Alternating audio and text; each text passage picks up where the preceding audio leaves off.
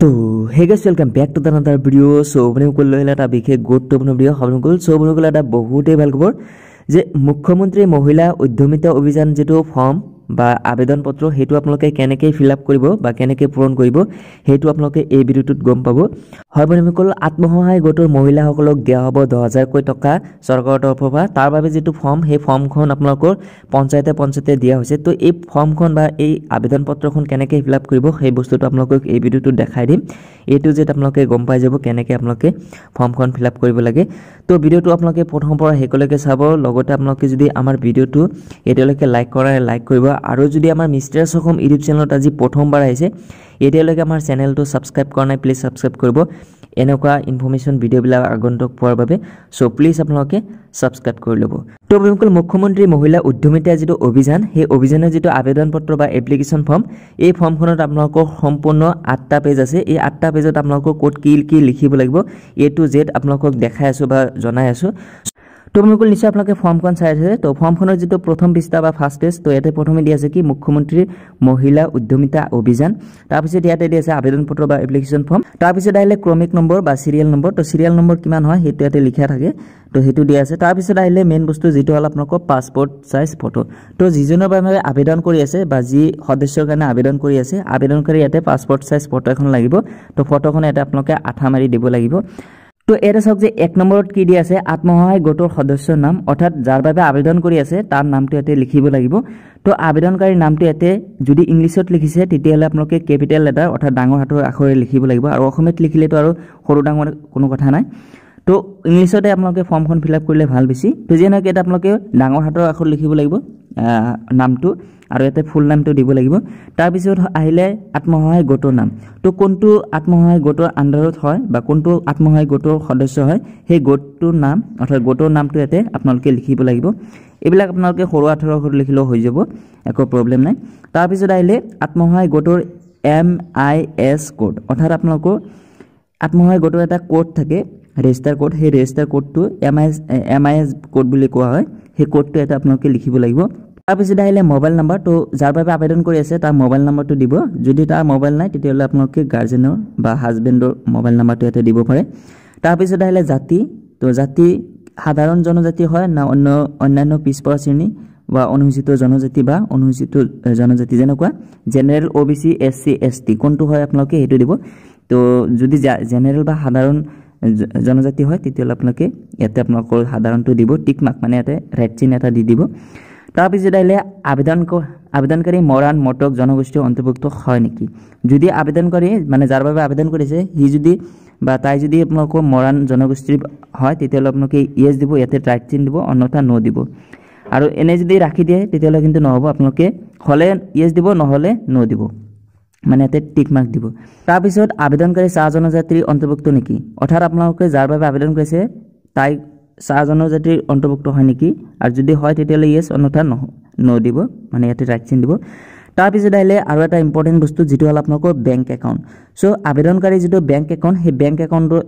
account number কেইটা এতে বহাব লাগিব তাৰ পিছত বেংকৰ নাম কোনটো বেংকৰ মানে একাউণ্ট খুলিছে যেনেকৈ SBI পাঞ্জাব বৰোদা বেংক তো যি হয় হেতু আপোনালোকৰ এতে নামটো বেংকৰ নামটো এতে দিব প্ৰথমে আপোনালোকৰ বেংকৰ একাউণ্ট নম্বৰ কোটা তাৰ পিছত বেংকৰ নাম তাৰ পিছত শাখা বা ব্ৰাঞ্চৰ নাম অৰ্থাৎ বেংকটো যেটো শাখা বা ব্ৰাঞ্চ হয় ব্ৰাঞ্চৰ নামটো এতে দিব লাগিব তাৰ পিছত ব্ৰাঞ্চৰ যেটো IFSC কোড সেই IFSC কোডটো এতে লিখিব লাগিব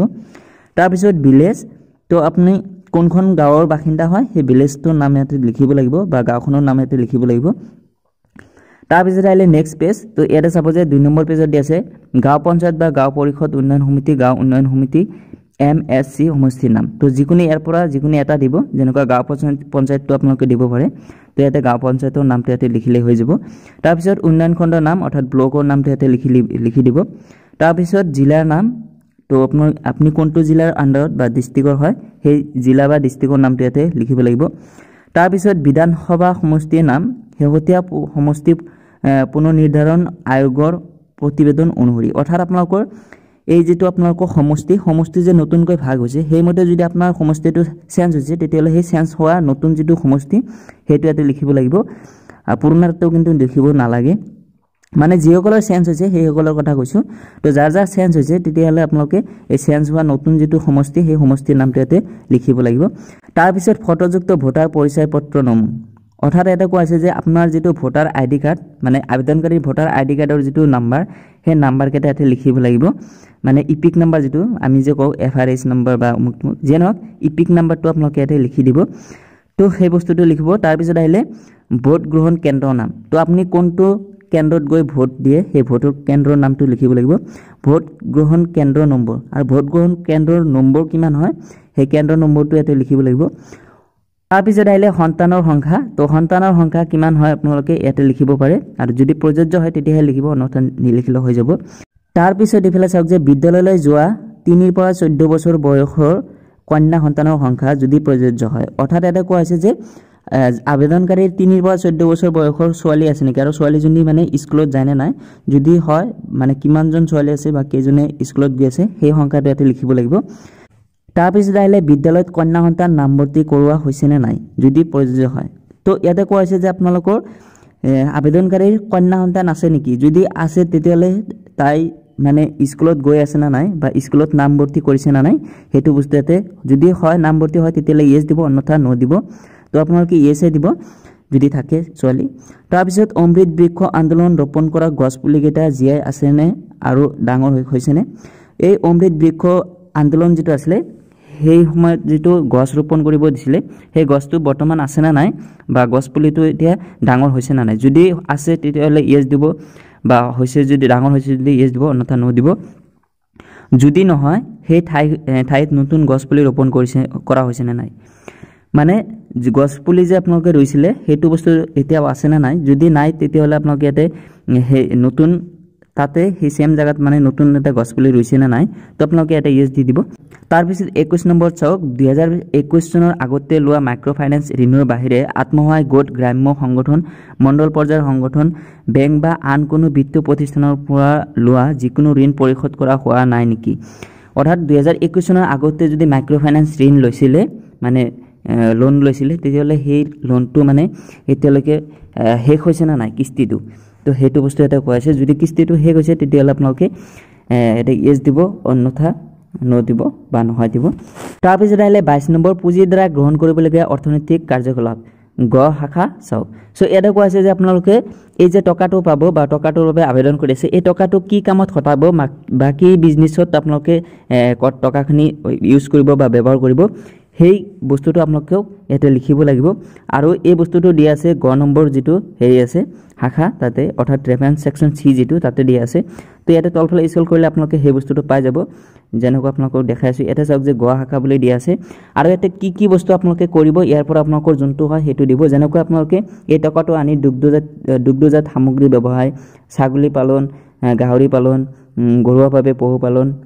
ব্ৰইলাৰ পালন হাঁহ পালন মীন পালন মৌ পালন বস্তা চৰাই পালন বা পাৰ চৰাই পালন বতা চৰাই তাৰপিছত কণী পৰা কুকুৰা পালন ছাগলী প্ৰজননৰ পাম তো এনেকুৱা বহুত কেইটা দিয়া আছে তো আপোনাৰ যোনটো হয় ইয়াতে অসমীয়াত দিয়া আছে আৰু ইয়াতে ইংলিছত দিয়া আছে তো যে নহওক আপোনালোকৰ যোনটো হয় হেতু বস্তু আপোনালোকে ইয়াৰ পৰা লিখিব মানে ল'ব লাগিব মানে বাছনি কৰিব যে আপোনালোকে এই টকাটো আনি কি কামত ব্যৱহাৰ কৰিব তো যোনটো কামত আপোনালোকে ব্যৱহাৰ কৰিব সেই বস্তুটো এটা আপোনালোকে এই যেটো ইয়াতে দিয়া আছে 22 নম্বৰ ইয়াতে আপোনালোকে লিখিব লাগিব এই বক্সত তাৰপিছত আহিলে ঘোষণা বা ডিক্লেৰেশ্যন তো এই বস্তুটো যে আপোনালোকে ফিল আপ কৰি আছে ইয়াৰ আপোনালোকে এটা ডিক্লেৰেশ্যন দিব লাগিব ইয়াতে মই শ্ৰীমতী অৰ্থাৎ আপোনাৰ নামটো ইয়াতে লিখিব লাগিব স্বামী বা পিতৃৰ নাম ইয়াতে লিখিব তো লিখাৰ পিছত আপোনালোকে ইয়াতে ডিক্লেৰেশ্যন দিব লাগিব ইয়াতে অসমীয়াটো দিয়া আছে ইংলিছতো দিয়া আছে তো ইয়াতে ইংলিছত ইয়াতে লিখিব ইয়াতে আপোনাৰ নিজৰ নাম ইয়াতে আপোনালোকৰ দেউতাক বা আপোনালোকৰ স্বামীৰ নামটো ইয়াতে লিখিব লাগিব আবেদনকাৰী তাৰপিছত দিবলৈ চাওক যে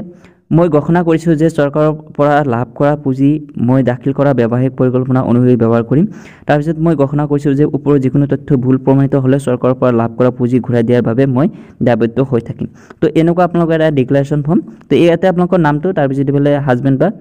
ফাদাৰ্ছৰ নাম তাৰপিছত আহিলে তাৰিখ তো কিমান তাৰিখত এই ফৰ্মখন ফিল আপ কৰিছে বা জমা দিব সেই ডেটটো ইয়াতে লিখিব তাৰপিছত স্থান বা আপুনি আপোনাৰ গাঁওখনৰ নামটো ইয়াতে লিখি দিব তাৰপিছত আবেদনকাৰী স্বাক্ষৰ বা সিগনেচাৰ অফ দা এপ্লিকেন্ট তো যিজনে আবেদন কৰি আছে এই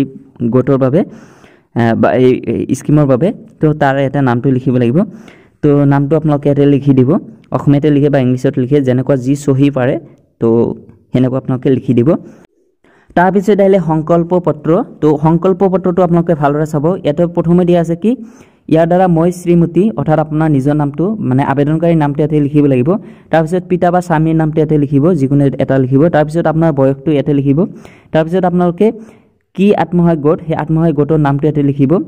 তো আত্মসহায়ক গোটৰ নামটো লিখিলে তাৰপিছত আপোনালোকে ইয়াতে আত্মসহায়ক গোটৰ আপোনাৰ যেটো কোড আছে মানে সেই আত্মসহায়ক গোটৰ সেই কোডটো আপোনালোকে ইয়াতে লিখিব লাগিব MIS যেটো কোড সেই কোড নাম্বাৰটো ইয়াতে লিখিব লাগিব এইখিনি লিখিলে লিখাৰ পিছত আপোনালোকে ইয়াতে একো কৰিব নালাগে তাৰপিছত ইফালে চাওক যে ইয়াতে আপোনালোকৰ আবেদনকাৰী স্বাক্ষৰ এটা দিব দিছে মানে আকৌ এবাৰ সহি এখন লিখিব দিছে আৰু এইখিনি বস্তু আপোনালোকে পঢ়ি চাব পাৰে ইয়াতে আপোনালোকৰ ভাল কেইটামান বস্তু দিয়া আছে তো ইমান এটা দীঘল নকৰো ভিডিওটো তো তাৰ বাবে মই এইখিনি পঢ়ি শুনাব বিচৰা নাই তো আপোনালোকে এটা আবেদনকাৰী নামটো ইয়াতে লিখিব সো তাৰপিছত আহিলে সংকল্প পত্ৰটো তো সংকল্প পত্ৰটো আপোনালোকৰ সেম একে মানে ইয়াৰ দ্বাৰা মই শ্ৰীমতী এটা আপোনাৰ নিজৰ নাম তাৰপিছত পিতা স্বামী বা পিতাৰ নাম তাৰপিছত এনেকুৱা আপোনালোকৰ সেই বয়সটো বা বছৰটো হেৰি আপোনালোকৰ আত্মসহায়ক গোটৰ নাম তাৰপিছত আপোনালোকে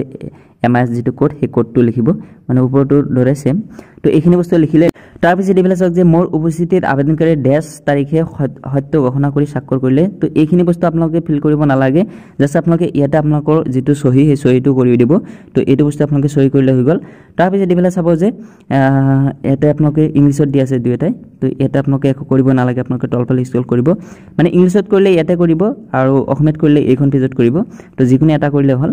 তো ইয়াতে আপোনালোকে তলফালে স্ক্ৰল কৰিব আৰু সো তাৰপিছত আহিলে অমৃত বৃক্ষ আন্দোলনৰ অংশৰূপে ৰোপণ কৰা পুলিকেটাৰ ফটো তো আপুনি যে অমৃত বৃক্ষৰোপণ আন্দোলন আছিলে সেই সময়ত যে গছ পুলি ৰৈছিলে সেই গছ পুলিৰ যে ফটো দুটা মাৰিব লাগিব মানে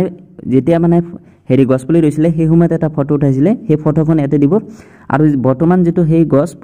পুলিৰ যেটো ফটো সেই ফটোখন ইয়াতে মাৰিব তো হৈ যাব তাৰপিছত আহিলে আপোনালোকৰ এটা মুখ্যমন্ত্ৰী মহিলা উদ্যমিতা অভিযানৰ বিষয়ে তো মুখ্যমন্ত্ৰী অভিযান কি হয় সেই বস্তুৰ বিষয়ে ইয়াতে সম্পূৰ্ণ তথ্য দিয়া আছে তাৰপিছত আঁচনিখনৰ পৰ্যায়ক্ৰমিক ৰূপায়ণ তো এইসমূহ বস্তু কিমান টকা কি লাভ কৰিব সকলোখিনি বস্তু ইয়াতে দিয়া আছে তাৰপিছত আপোনালোকে তলপৰা স্ক্ৰল কৰিলে এটা আপোনালোকে সেই যি দোকান বা যি ব্যৱহাৰ কৰিব সেই ব্যৱহাৰৰ ইয়াতে নাম কেইটা দিয়া আছে কি কৰিব এইসমূহ আপোনালোকে চাব পাৰে মানে কোনটো আপোনালোকে বিচাৰে কোনটো কৰিব যেনেকুৱা ধান মিল ধানৰ ব্যৱহাৰ হাৰিৰ দোকান জোতাৰ ব্যৱহাৰ এনেকুৱা বহুত কেইটা দোকানৰ নাম আছে বা বহুত কেইটা বিজনেছৰ বা ব্যৱহাৰৰ নাম আছে তো আপোনালোকে যোনটো আপোনালোকৰ বাবে মানে সুইটেবল হয় সেই বস্তুটো আপোনালোকে ইয়াতে লিখি দিব বা তাতে যে লিখাৰ অপচন দিছিলো তো তাতে লিখিব তো ইয়াৰ পৰা জাস্ট আপোনালোকৰ লিষ্ট কেটা দিয়া আছে দোকানৰ তো ইয়াতে আপোনালোকে একো লিখিব নালাগে তলফালে স্ক্ৰল কৰিব স্ক্ৰল কৰিলে এটা চাব যে যোগ্যতাখিনি আপোনালোকে ভালদৰে চাই ল'ব কি যোগ্যতা লাগিব এই বস্তুটো পোৱাৰ বাবে তো এইসমূহ আপোনালোকে এবাৰ ফৰ্মখন পঢ়ি চালে আপোনালোকে গম পাই যাব তাৰপিছত আহিলে বাছনি সমিতি তো সিলেকশন কমিটিৰ নাম মানে কোনে সিলেকশন কৰিব এইসমূহ ইয়াতে দিয়া আছে তো এইসমূহ আপোনালোকে ইয়াতে পঢ়ি চাব নালাগে এনে নলেজৰ কাৰণে পঢ়ি চাব পাৰে বাকি একো নাই তো ফৰ্মখনত আৰু বাকি একো ফিল কৰিব নালাগে জাস্ট যিমানখিনি মই কৈ দিলো হিমানখিনি বস্তু আপোনালোকে ফিল আপ কৰিব ফিল আপ কৰি আপোনালোকে এই বস্তুটো